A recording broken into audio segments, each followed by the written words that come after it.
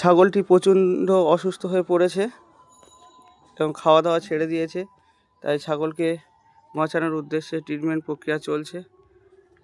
ছাগলের সেলাইন দেওয়া চলছে, সেলাইন চলছে ছাগলের।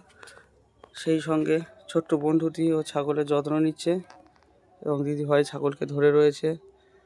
আরও একটা দারুণ ছাগল আমাদের সামনে বাঁধা রয়েছে এবং তার সঙ্গে থাকা আরেকটি ছাগল খুবই অসুস্থ, দুদিন খেতে পারেনি।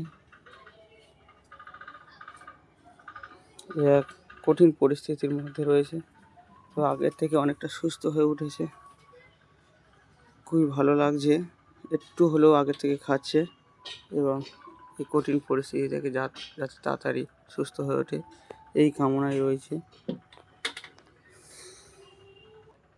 ছাগল পুষতে খুব ভালো লাগে। তো কটা ছাগল আছে? ছটা। ছাগল কি খায়? কি খায়? ঘাস। আর কি খায়?